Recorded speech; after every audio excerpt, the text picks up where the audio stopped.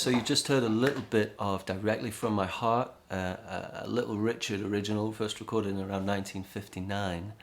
It was covered again in 1970 by Frank Zappa and the Mothers of Invention, but our study is going to focus on the rendition by Fenton Robinson from his 1974 album Somebody Loan Me a Dime. It's a bit of a low-key blues classic. Highly recommend you give that album a listen. I chose the song because Fenton's approach to blues guitar is heavily inspired by legendary players like B.B. King and T-Bone Walker, but with all of that influence he still manages to bring some originality to the old tried and tested blues frameworks that we all work within. So I think it's really worthy of some study. So without further ado, I'd like to dive in and teach you the basic verse accompaniment, and then we'll take a look at the first solo step by step.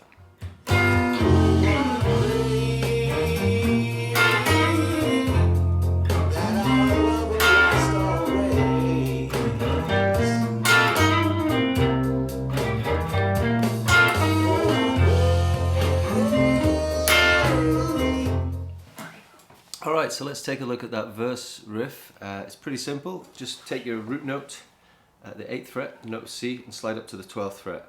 And then you're stepping down onto the A string, 10th fret, 13th fret.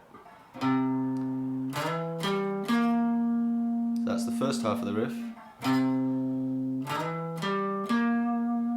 then the second half, where your index finger is already sitting, you just flatten it down over the G string and the B string respectively, and catch those two strings back to the root.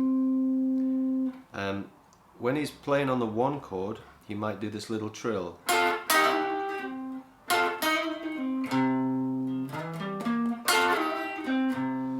Now you only need to strike the strings once there and do everything else without touching the strings again with your right hand. So you touch it once and then catch the root note.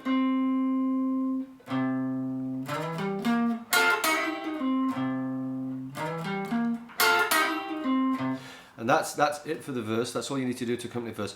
All that happens is when the chords change, you just play the same pattern, but you just move it to the new root note. So it's a 1-4-5 progression in the key of C. So we have C, and then F,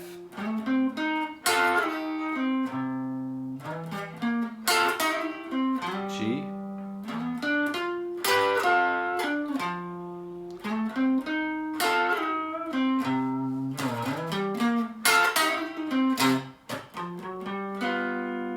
that's it. Okay, and just a quick look at the pedal board here. Nothing too exciting. This is kind of my go-to always on clean tone setting. So on the right hand side here, Cali 76, fantastic compressor pedal. 2 compressors running, both of them set with the attack and release controls, allowing for a little bit of rhythmic sound to come through, so not an overly compressed sound. The output is quite low on the compressor, and I've got some of the original sound fed through there to retain a bit of the sound of the actual guitar. And then that's running into the blues driver, set with the gain very low, just to add a tiny little bit of push to the sound. And then again the Fender Marine reverb over the other side with just a splash, just to add a little bit of room sound. And that's it, nice and simple, no frills. Alright, well let's have a look at what's going on with this solo. This is the first solo of the 3, and it begins on the B string at the 11th fret, the 7 of C. I'm just going to descend like so. So instead of, like other bluesmen might bend here, but he's using these lovely little slides. So remember at the end there, little bend here on the minor 3rd. Okay, and then moving into the second riff. At this point it'd be good to just practice a little exercise to get you warmed up for this. So up here we've got G, there's the 5, there's F, there's the 4, and there's the root of C. So we're going to step up to each of those notes from a tone below, like this. 5, 4, root. And then let's do the same thing again here. 5, 4, root. 5, 4, root.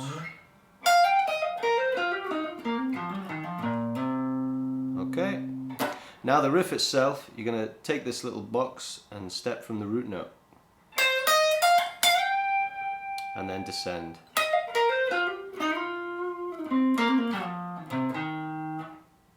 Okay, once again.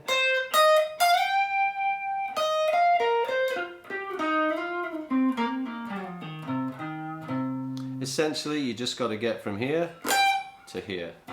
So however you choose to do that, it's fine by me. But Fenton does something along those lines. Trilling down, really cool. Coming out of that riff, he's going to go here, and we're going to do this kind of B.B. King style chromatic walk up from the root. So 11, 12, 13 on the high E, sliding up. And that last little phrase, he loves to play that riff. Sometimes he'll do it repeatedly through whole sections, and it's a really good one to practice for a moment before the next riff coming up. So the next riff takes that idea, but we'll drop it down here to the root note of C. We're going to slide into the C, E flat to F. Okay, and then the riff itself.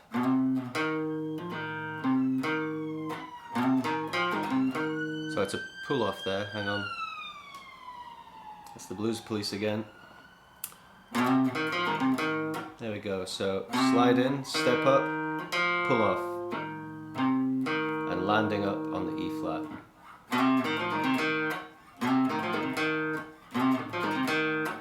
So that was from C. We're going to do it again from the 5 of G up here.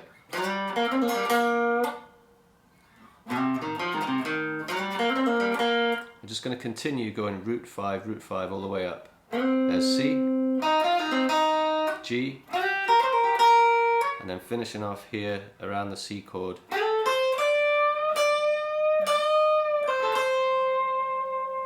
Okay.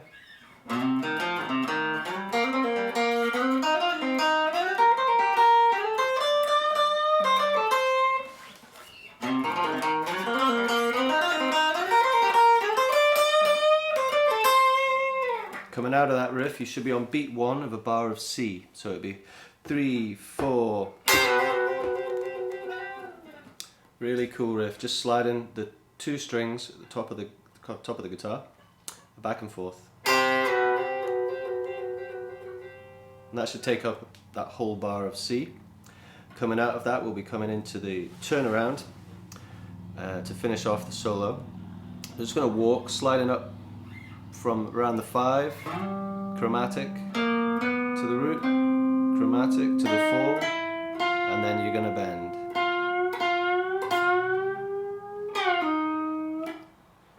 And then up to the 5, bend that.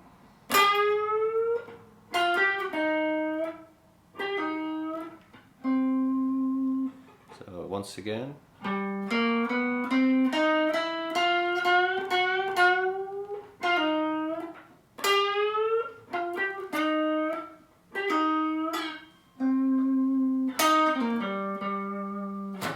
And then to finish off, we'll be on the 5 chord at this point. So what I do there, because we have these punctuations with the rhythm section, I just do a stab on the 4, bending up to the 5 there. So at the G string, at the 10th fret, I'm just going to bend that whole tone nice and sharp. Something like that. And that's you back into the verse accompaniment. That takes care of the solo. So if you haven't had a go at transcribing a solo by ear before and you rely on tabs, I really strongly advise, you know, having a listen to Fenton Robinson, go and listen to some of his other tracks, try and pick out his signature licks by ear. The way that I do that is I just listen to the track a bunch of times, just letting it go in my ear, and then I'll listen to the track still without the guitar, but really trying to picture what I'm hearing and imagine where the notes might be on the guitar. and then eventually just grab the guitar and see if you can figure it out for yourself. Another thing that's really useful to do, and something that I did on our version of the tune here, is just take a solo using the vocal melody and put that onto the guitar and see how that inspires you to create, you know. Alright, well, have fun with that, practice hard. I look forward to jamming with you all soon. Take care.